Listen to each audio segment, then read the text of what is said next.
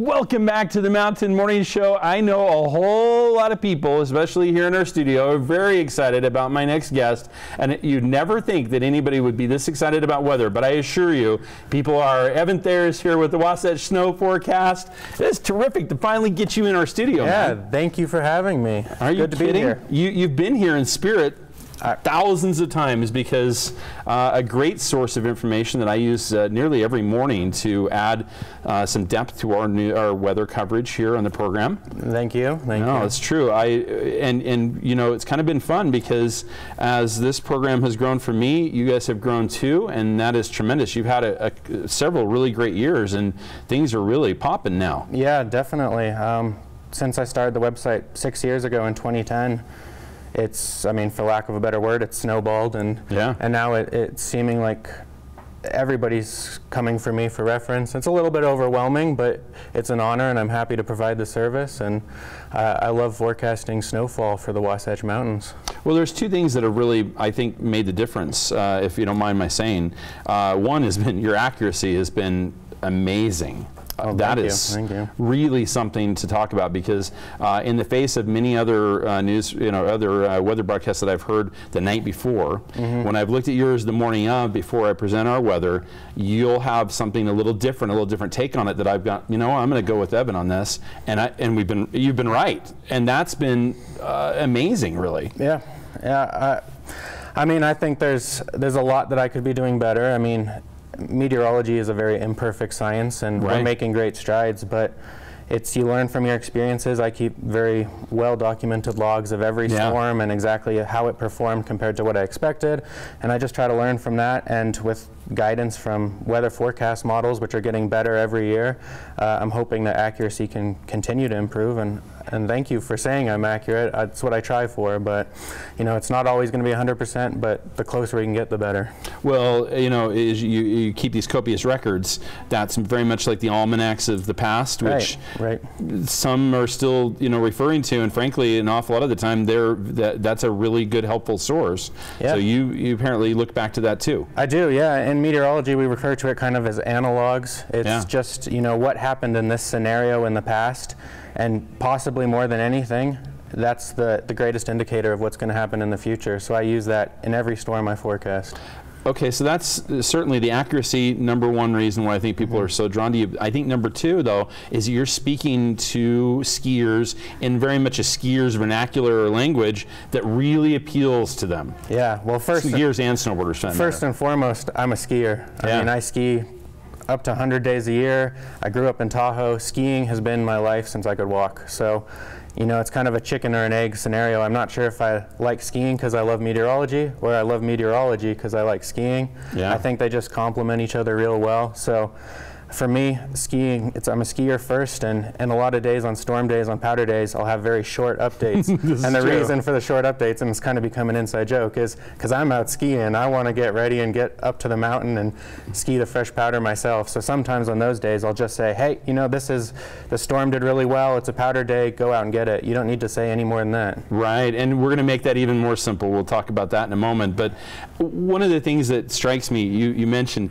you know, you're a Tahoe boy at the end of the day. We see that in a lot of your reports, because you love to talk about the snow at Tahoe. You're always showing pictures of how deep it is there, and I suppose that's an indicator of what we can expect sometimes. Yeah, I mean, Tahoe is directly west of us. The storms come from west to east, so in most of our storms, they hit Tahoe first. And I look at how snow levels performed, how the storm performed to our west, and a lot of times that can be a great indicator of how it's going to perform for us. Also, I'm from Tahoe. It's where I fell in love with skiing and weather. So yeah, I like to watch the snow there, and in these latest storms, you know, they've had snow level issues. We really haven't. We've gotten plenty of snow. It's kind of nice to gloat too, because I have a lot of friends back there who are dying for snow, and we can say, hey, we got it. And I actually have friends who just came into town last night because the conditions in Tahoe weren't good enough, so they came to Utah. So I'm converting my friends to Utahns. I'm not at all surprised to hear that. You know, frankly, I was kind of expecting you to say it. And we're thrilled that you made this your home. I got to say that. You know, anybody that brings an expertise, you're welcomed here. You know, we can kind of keep a few more people out, but people like you, welcomed. Okay. Yeah, for sure. Good to you bring a wealth of knowledge, which is tremendous. Let's talk about that a little bit more. I want to dive in a little deeper. Okay. So talk to me about some of the patterns that we've dealt with here. We had that 2 years ago where everything was splitting over the top and going different directions, and we weren't getting any snow out of it. That was, we had 2 years of that, really. Really, yeah. That was pretty nasty. There are a few years there where it was pretty rough. What was happening there? What was the cause of that? That's an excellent question, and I don't know if there isn't an exact right answer that anybody knows for sure, but the pattern just was stubborn. We had, a lot of people have heard of the blob. Yeah. The blob was this area of warm water off the Pacific Northwest coast. Scientists have studied it. Some have said, is this the cause of ridging over the ridges of high pressure over the west coast, or is the blob, this warm water, an effect of the ridging? But whatever it was, and I'm not sure we'll ever even know for sure, we were having persistent, it's been dubbed the ridiculously resilient ridge, and it just stayed over the west coast, and because of that, storms were heading up into Canada, or as you said, splitting, and some were going south towards Baja California, and we just weren't getting the consistent strong storms that we're used to. This year, much different, and this, I'd say, even setting up to be pretty ideal.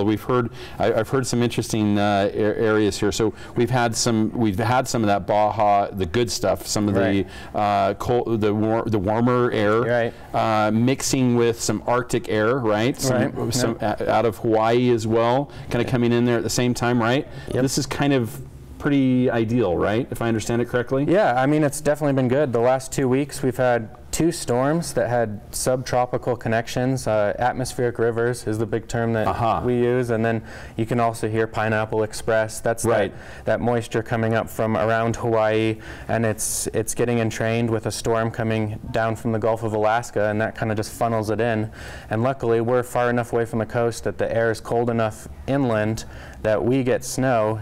And those mountain areas, the Cascades, the Sierras closer to the mountains, they got mostly rain below about 8,000 feet. So we were lucky here, and that's one of the benefits of being in Utah. Well, it's been particularly good, as mentioned. But one of the things I heard, and you got to tell me if this one's true, this Hawaiian buoy.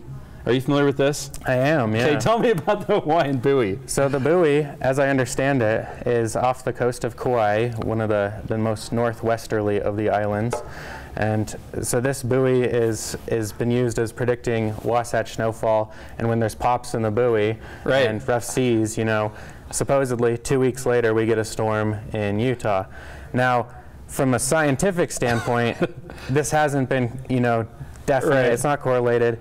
It could be true. There's definitely some correlation between rough seas and storms coming in. It hasn't been studied, so I'm tempted to say, okay, I'm not sure if it's accurate or not, but hey, it's a fun thing to say. It's cool to watch. It's just interesting. It's something that makes the Wasatch unique, to have a buoy predicting our weather. And it's not the only one. We have some really interesting ones in Utah from our Native American friends. Everything from the size and lifespan of bugs to the time when the trees turn. To there's all kinds of different things. What are some of your favorites? Well, I mean, one of my personal ones, and this is just a total superstition, and it's from the first snowfall we get in the mountains, which is usually in about middle of September, maybe late September, until the first chairlift spins, which is usually second week of November. I don't shave, and I don't look good not shaving. But it's my little tradition to say, okay, we got our first snow, and now I'm not going to shave until the lifts are spinning. And so usually around Halloween, I'm looking pretty ghoulish with this patchy beard, and it's not fun to see. My wife hates it. But a good predictor for the rest of us. Sure. Perhaps. Sure. I won't discount any theory you have. Burning skis, I mean, maybe that's going to cause a little pollution, but washing your car, all of those, if you have a superstition, go for it, because I'm not one to discount those. Indeed. Well, we have a couple here, including sending one of our favored guests out of town. It seems like every time he leaves, we get snow. So a little bit of a pot to send him out of town. We all put a collection together. So these things are they're accurate. Yeah, and you might know Paul Marshall from Ski Utah. Of course. He just got married and went on his honeymoon, and we got these 2 big storms in. So Paul, You can marry as many people as you want in the state. I mean, yeah, you're not welcome back, in other words. I want to talk more about the Ski Utah partnership, so I'm going to take a quick break here. We'll come back with Evan Thayer. We'll talk about his relationship with Ski Utah, which means that you're going to find out about snow in an easier way, not only the forecast, but more information from him available just by looking at the Ski Utah building right after this.